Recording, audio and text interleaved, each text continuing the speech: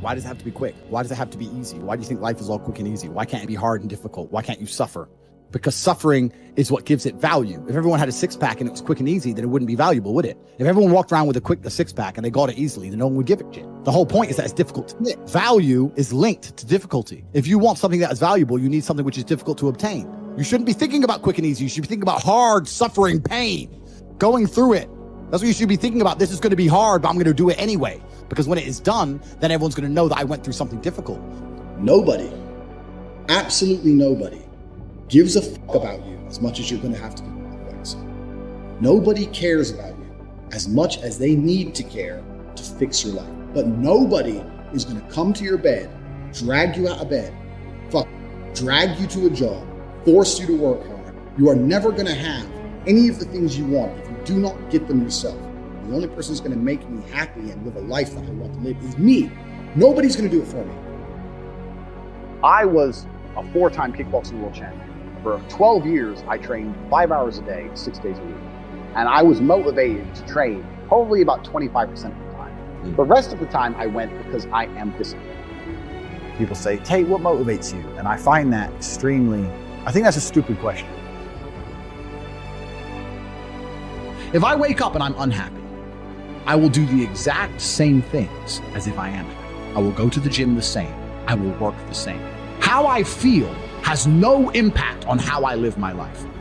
We're grown-ups, we have responsibilities, and we have problems and we have pressure, and you don't necessarily have to be happy to perform, and happiness will come at the end of the performance anyway.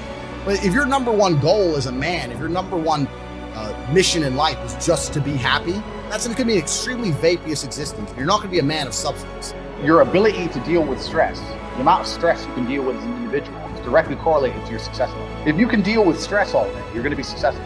If you collapse under stress, you're not going to be successful. There's no way to the top without stress involved. But there is a massive correlation between success in life and stress tolerance. The more stress you can tolerate, the better your life's going to be.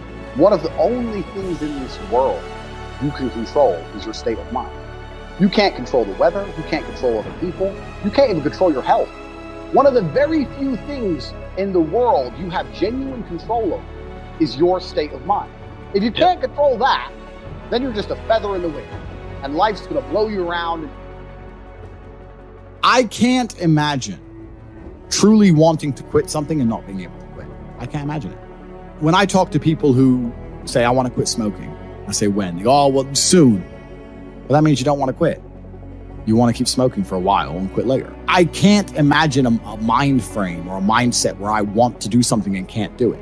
It's almost difficult for me to answer that question, because if you have that kind of mind, if your mind is so fundamentally broken that you cannot do with your own mind what you want to do, then you're just, right? Life is hierarchical. There's always going to be kings and there's always going to be peasants. If you have a mind that you can't control, then you're never going to be a king. You're going to be a peasant. That's your life. You have a peasant's life ahead of you, and that's your destiny.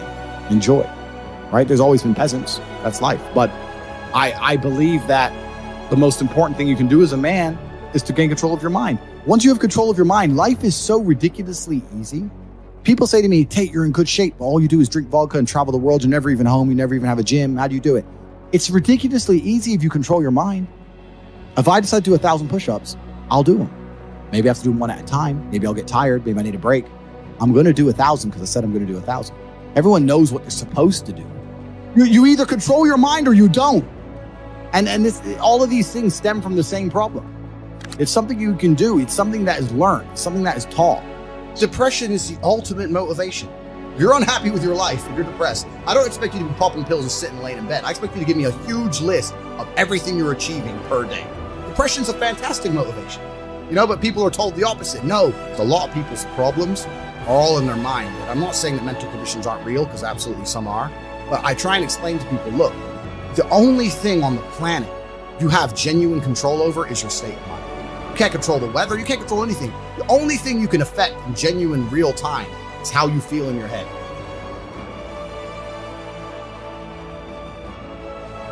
How you view the world absolutely and utterly shapes how you react to the world, how you act in the world, how people view you. It's all down to how you view things. You have to believe you're a fucking man, and you have to believe you can achieve anything. I'm not saying you can achieve anything easily. I'm not saying it's not going to take a whole bunch of work. I'm not saying it's going to happen quickly. But you have to believe you can achieve anything. When I tell people that you are the sum of the 5 people you spend the most time with, everyone agrees. They go, yeah, that's probably true. And then they continue to hang around with people who they don't want to be. Why? There has to be a point where you sit and go, okay, you're my friends, et cetera, I love you guys. Yeah, we can talk, whatever. But I'm on a different life path. You have to leave some people behind. If you were to come hang around with me and my crew, you would be self-conscious. And that self-consciousness would motivate you, or they would certainly instill the discipline required for you to change. You don't feel self-conscious amongst your peers. That's why you don't change. When I was broke, I couldn't sleep. And I say that, people laugh. I'm not joking. When I wanted money, like fucking I needed air. People say to me, I want to be rich. And I say, okay, well, I want to be able to ice skate. But I don't want to be able to ice skate enough to go learn how to ice skate because I can't be bothered. I mean, surely if I could click my fingers and be a figure skater, I'd click my fingers. Who wouldn't? But I don't want to actually go train because I don't want it enough. And this is the exact point with money. Everyone wants money put on their lap. If you truly wanted money, you wouldn't be able to sleep until you fucking had it. And this is the point. Because when I had nothing, I couldn't be distracted. You couldn't distract me from what I wanted. Life when you're young is a completely different experience to life when you're older. When you're older, your life quality seriously decreases, massively. So you have about 10 to 15, maybe 20 years to find a way to get rich and enjoy being rich. You got to put it all together and you got to do it quick. You have to start saying, I want to take money. Because that's how you have to think. You don't make it, you take it. So you have to start talking that way. You got to take money. Is that money isn't real. Money is like water. Money never stays still. If you can find and identify a place where money is moving, if you can find a place where money is moving and stand in the way, then the money is vulnerable. Problem is with the people out here, everyone has a dream, but not many people have a plan. A good plan today is better than a perfect plan tomorrow. You got to do something. You got to do something fast. Yeah. You're just sitting around talking about it and hoping for things to get better. I don't think living in a dream is going to help you anyway. I think you need to be sitting here panicking at the fact that you don't have enough. You need to be concerned and worried and sad. And you need to do something about it today. Because that's how I started my first business that made me $1 million. I sat in my room, pissed off, and I came up with the idea.